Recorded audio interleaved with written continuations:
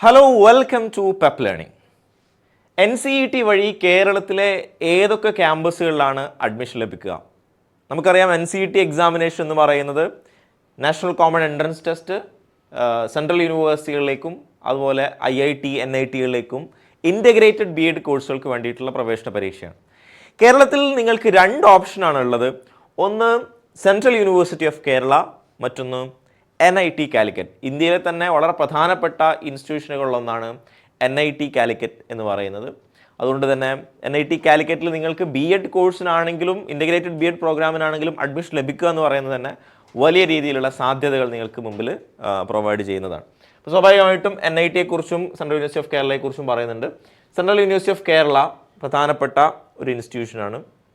Central university of കേരളയിൽ നിങ്ങൾക്ക് അഡ്മിഷനുമായി ബന്ധപ്പെട്ടും ഇതുമായി ബന്ധപ്പെട്ടുള്ള ഡീറ്റെയിൽസ് നിങ്ങൾക്ക് ഇവിടെ കാണാം.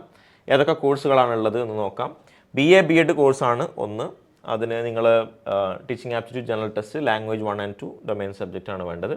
അതുമായി ബന്ധപ്പെട്ടുള്ള ഡൊമൈൻ സബ്ജക്റ്റ് ആണ് വേണ്ടത്. BSc BEd പ്രൊവൈഡ് ചെയ്യുന്നുണ്ട്. അതുപോലെ തന്നെ BCom BEd പ്രൊവൈഡ് ചെയ്യുന്നുണ്ട്.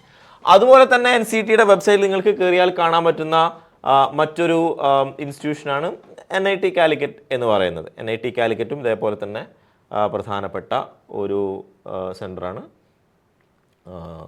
നിങ്ങൾ ഏറ്റവും പുതിയ NIRFൻ്റെ റാങ്കിങ് കൊടുത്തു നോക്കുകയാണെങ്കിൽ നിങ്ങൾക്ക് കാണാൻ വേണ്ടി സാധിക്കും. NITയുടെ വെബ്സൈറ്റിൽ പോയി കഴിഞ്ഞാൽ നിങ്ങൾക്ക് ഇതുമായി ബന്ധപ്പെട്ടുള്ള ഡീറ്റെയിൽസ് തന്നെ കാണാം.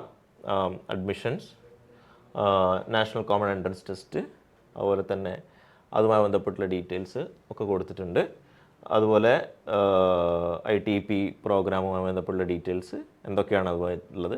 ഇതിലെ ഇൻടേക്ക് നോക്കുകയാണെങ്കിൽ NITയിൽ മാത്തമാറ്റിക്സ് മേജറായിട്ട് എടുക്കുന്ന ആളുകൾക്ക് 20 സീറ്റും ഫിസിക്സ് മേജറായിട്ട് എടുക്കുന്ന ആളുകൾക്ക് 15 സീറ്റും കെമിസ്ട്രി മേജറായിട്ടുള്ള ആൾക്ക് 15 സീറ്റുകളുമാണുള്ളത്. ടോട്ടൽ 50 സീറ്റ്സാണ് ടോട്ടലി വരുന്നത്. അതുമായി ബന്ധപ്പെട്ടുള്ള ഡീറ്റെയിൽസും കരിക്കുലവും അതിൻ്റെ ഫീസ് സ്ട്രക്ചറൊക്കെ അവിടെ കൊടുത്തിട്ടുണ്ട്. നിങ്ങൾക്ക് അതെല്ലാം എന്ത് ചെയ്യാവുന്നതാണ്, ചെക്ക് ചെയ്യാവുന്നതാണ് എന്നതാണ്. അതായത് ട്യൂഷൻ ഫീയെ പുറമെ ഈ പറയുന്ന പോലെ ഏകദേശം 71,000 വരുന്ന ഫീസ് സ്ട്രക്ചറാണുള്ളത്.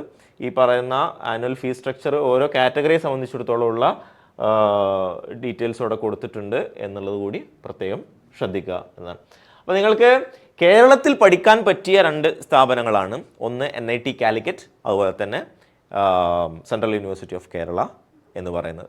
ഈ രണ്ട് സ്ഥാപനങ്ങൾക്കും പുറമെ നിങ്ങൾക്ക് മറ്റു IITകളിലേക്കും NITകളിലേക്കും ഒക്കെ നിങ്ങൾക്ക് പ്രവേശനം നേടാനുള്ള ഓപ്ഷൻസ് ഉണ്ട് എന്നുള്ള കാര്യം കൂടി ശ്രദ്ധിക്കാം. പ്രധാനമായിട്ടും നിങ്ങൾ ശ്രദ്ധിക്കേണ്ട കാര്യം എന്താണെന്ന് വെച്ച് കഴിഞ്ഞാൽ ദേശീയ പ്രാധാന്യമുള്ള ഇൻസ്റ്റിറ്റ്യൂഷനിലേക്ക് എത്തുന്ന സമയത്ത് സ്വാഭാവികമായിട്ടും നിങ്ങൾക്ക് അതിൻ്റേതായിട്ടുള്ള എക്സ്പോഷർ കൂടി ലഭിക്കും എന്നതാണ്.